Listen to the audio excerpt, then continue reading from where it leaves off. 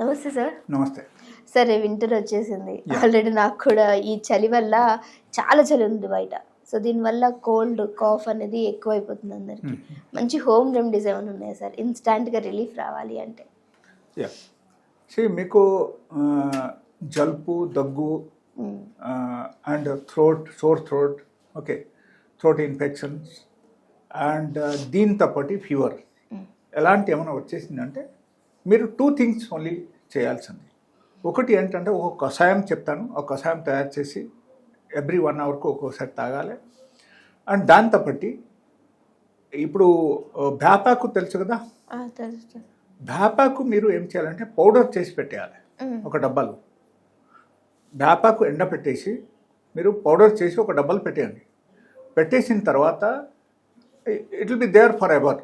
మీరు ఎప్పటికైనా డబ్బాలు తయారు చేసి మీరు పౌడర్ తయారు చేసి పెట్టేయండి. ఎప్పుడు ఎవరికైనా సరే ఇంట్లో జలుబు, దగ్గు అండ్ సోర్ థ్రోట్ ఎట్లా ఏమైనా వచ్చేసింది లేకపోతే ఫీవర్ వచ్చేసిందంటే మీరు దట్ పౌడర్ మీరు తీసుకొని హాఫ్ గ్లాస్ వాటర్, వేడి నీళ్ళు తీసుకోవాలి. హాఫ్ గ్లాస్ వేడి నీళ్ళు తీసుకొని దానిలో ఒక టీ స్పూన్ మీరు దానిలో యాడ్ చేసేసి మీరు తాగేయాలి. And you'll see within 1 hour of time, within 1 hour of time మీకు ఇమీడియట్ జ్వరం కూడా తగ్గిపోవడం అవకాశం ఉంది. మీకు no paracetamol require, no pain killer require, nothing is required. But start అయినప్పుడు చేయాలి మీరు. లేకపోతే సపోజ్ 2-3 days అయింది, ఇన్ఫెక్షన్ బాగా పెరిగిపోయింది, అప్పుడు మీరు చేస్తే ఇది కొంతవరకు పనిచేస్తాయి. It is not highly effective. Okay, అప్పుడు ఏమవుతుంది, అగైన్ యాంటీబయాటిక్ కావాలి, సో రకరకాల మెడిసిన్స్ కావాలి. దానివల్ల బాడీ వీక్ అయిపోతాయి. ఒకవేళ అది కూడా సరిపోకపోతే again they have to use steroids and all. Steroids again use చేయాల్సి అవుతుంది. So it is very difficult to manage. So symptoms develop అయినప్పుడు immediately if you are taking this remedy like భేపాకు powder along with half glass of hot water మీరు 2 to 3 times తాగండి ఒక రోజులో.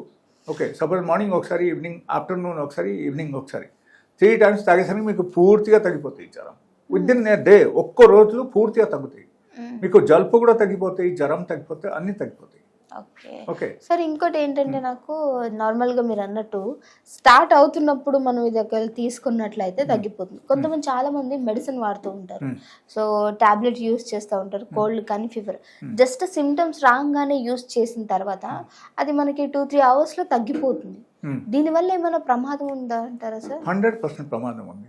ఎందుకంటే all the medicines maybe Dolo కానీ లేకపోతే paracetamol కానీ, మనం any set of painkiller కానీ, యాంటీబయాటిక్ కానీ, ఏదైనా సరే అక్కడ డిఫరెన్స్ ఏమొస్తుందంటే అక్కడ ఖచ్చితంగా all those medicines are prepared by the chemicals. So chemical మన బాడీకి వెళ్ళిన తర్వాత దాని రియాక్షన్స్ ఉంటుంది, అడ్వర్స్ యాక్షన్స్ ఉంటాయి మన బాడీలో. ఓకే, అడ్వర్స్ రియాక్షన్ ఉన్నప్పుడు ఖచ్చితంగా మనకు సైడ్ ఎఫెక్ట్ ఉంటాయి. ఓకే, సో ఆ సైడ్ ఎఫెక్ట్ ద్వారా మీకు ఒక ప్రాబ్లం తగ్గిపోతే ఇంకొక ప్రాబ్లం స్టార్ట్ అయిపోతాయి. అండ్ ఇమ్యూనిటీ, ఓవరాల్గా ఇమ్యూనిటీ తగ్గిపోతాయి. బికాజ్ మన శరీరంలో గట్ సిస్టమ్ ఉంది, మీకు తెలుసు. ఈ గట్ సిస్టంలో గట్ బ్యాక్టీరియా ఉంటాయి, good bacteria and bad bacteria ఉంటుంది. ఈ గుడ్ బ్యాక్టీరియా మీరు ఎప్పుడైనా సరే ఈ ఎలోపతిక్ మెడిసిన్ తింటున్నారో అప్పుడు ఏమవుతుందంటే అది కంప్లీట్గా చచ్చిపోతాయి అన్నమాట, గుడ్ బ్యాక్టీరియాస్. మళ్ళీ అగైన్ రీడెవలప్ అవడానికి it will take lot of time. కొంతమందికి it may take 2 to 3 months, కొంతమందికి 1 year కూడా పడుతుంది. అట్లా ఉంటుంది వాళ్ళ బాడీ కండిషన్స్ బట్టి. సో ఎప్పుడు వరకు అగైన్ ఆ గుడ్ బ్యాక్టీరియా మనకు రీడెవలప్ అవ్వలేదు సరి అయిన క్వాంటిటీలో, అప్పుడు వరకు ఏమవుతుంది, we become sick. Okay, and అప్పుడు వరకు మనకు ఇమ్యూనిటీ తక్కువ ఉంటుంది, రీకరెంట్ ఇన్ఫెక్షన్స్ అన్నీ వస్తూనే ఉంటాయి, మనం భరించాలి. Again we have to go to the doctor, we have to use antibiotic, we have to use different types of medication. So అప్పుడు మాత్రం తగ్గుతాయి. అండ్ అది కూడా ఎట్లా ఉంటుందంటే if there is a severe viral infections ఎట్లా ఏమైనా ఉంటే అప్పుడు ఏమవుతుందంటే పరిస్థితి చాలా ఘోరంగా మారిపోతాయి. అప్పుడు doctor also can have control. కాబట్టి వాళ్ళు ఏం చేస్తారు, they will start using steroids use చేస్తారు. Because when the person is not able to survive himself, అప్పుడు ఏమవుతుందంటే ఈ కండిషన్ వచ్చేస్తాయి. అప్పుడు doctors they use steroids. But steroids is not the solution.